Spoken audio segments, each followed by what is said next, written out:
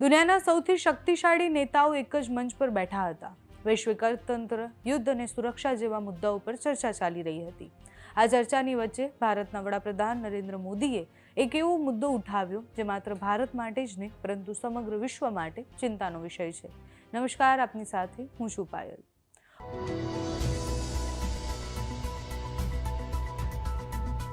હોર્મુઝ straight વિશ્વના સૌથી મહત્વપૂર્ણ દરિયાઈ માર્ગમાંથી એક માનવામાં આવે છે. તેમાં વધતા તણાવના કારણે અનેક ભારતીયોના જીવ એમાં ગયા હતા. G7ની સમિટ હતી. મંચ પર સૌથી શક્તિશાળી નેતાઓ બેઠા હતા. ડોનાલ્ડ ટ્રમ્પ એ પ્રધાનમંત્રીની એકદમ બાજુમાં બેઠા હતા અને આ સમિટની ચર્ચા દરમિયાન પ્રધાનમંત્રીએ આ મુદ્દો ઉઠાવ્યો છે. કેનેડાના એવિયનમાં યોજાયેલા G7 સમિટ દરમિયાન વડાપ્રધાન નરેન્દ્ર મોદીએ વૈશ્વિક નેતાઓ સમક્ષ હોર્મુઝ સ્ટ્રેટની સ્થિતિ અંગે ગંભીર ચિંતા વ્યક્ત કરી. સાથે જ જેટલા પણ ભારતીયોના એમાં મૃત્યુ થયા છે એના માટે પણ એમણે વાત કરી. સ્પષ્ટ શબ્દોમાં કહ્યું કે વિશ્વના દેશોને દરિયાઈ વેપાર દ્વારા જોડતા નાવિકોની સુરક્ષા માત્ર એક દેશને નહીં પરંતુ સમગ્ર વિશ્વની સામૂહિક જવાબદારી છે.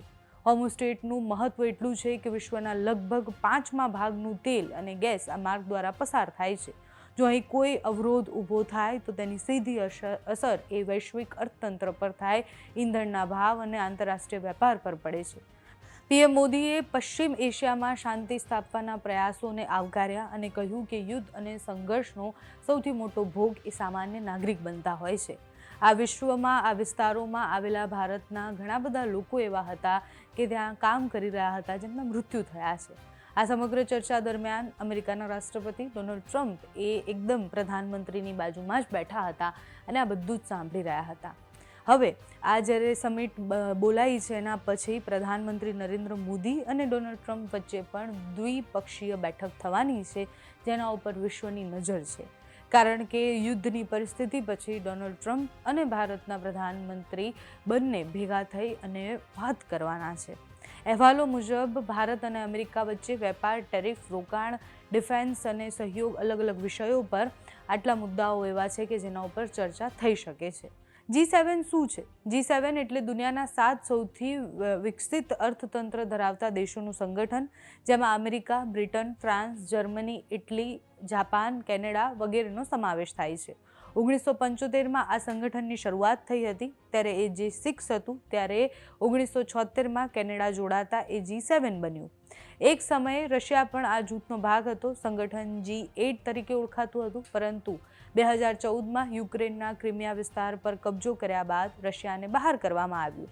સંગઠન ફરીથી G7 તરીકે ઓળખાયું. આ વર્ષે કેમ અલગ છે આ સમિટ? તો આ વર્ષે યોજાનારી સમિટમાં માત્ર G7 દેશો જ નહીં પરંતુ ભારત, બ્રાઝિલ, ઇજિપ્ત, બીજા અનેક એવા દેશો છે કે જેના પીએમને, ત્યાંના વડાને ત્યાં બોલાવવામાં આવ્યા છે, આમંત્રણ આપવામાં આવ્યું છે. વિશ્વ જ્યારે યુદ્ધ, આર્થિક અનિશ્ચિતતા અને વધતા ભૂરાજકીય તણાવનો અત્યારે ભોગ બની રહ્યું છે ત્યારે આ બેઠક પર અને આ સમિટ પર બધાની નજર એટલે છે કારણ કે મોટાભાગના શક્તિશાળી દેશો આ સમિટમાં જોડાયેલા છે. ભારતનું ત્યાં જવું, ડોનાલ્ડ ટ્રમ્પ સાથેની પ્રધાનમંત્રીની વાતચીત પર બધાની નજર રહેવાની છે. પણ આ બધી જ ગંભીર ચર્ચાઓની વચ્ચે અનેક હળવી ફૂલ તસવીરો પણ સામે આવી કે જેમાં પ્રધાનમંત્રી અને ઇટલીના પીએમ એ મજાક કરતા હતા. ઇટલીના પીએમ એવું કહી રહ્યા હતા કે ઇન્સ્ટાગ્રામના સૌથી ફેમસ કપલ ફરીથી મળ્યા છે એવી વાત કરવામાં આવી. એના સિવાય પ્રધાનમંત્રી જ્યારે ફોટોશૂટ કરાવતા હતા બધા જ દેશના નેતાઓ સાથે ત્યારે એ કહેતા હતા કે આ બધા તો ઓલરેડી બધી જ વાત માટે રેડી હોય છે. તો એ હળવી ફૂલ તસવીરો પણ આ G7માંથી સામે આવી છે. અત્યારે તો આ સમિટ અને પ્રધાનમંત્રી અને ડોનાલ્ડ ટ્રમ્પની મિટિંગ પર બધાની નજર છે.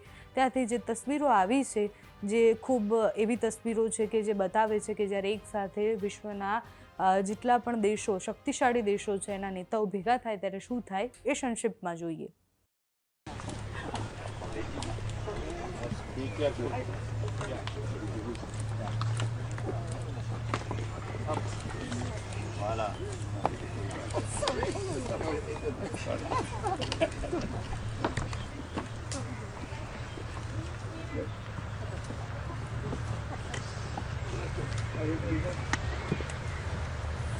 Everybody? They are always ready.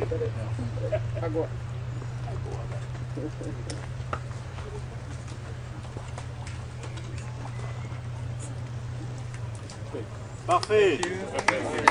Et je propose de joindre le concert.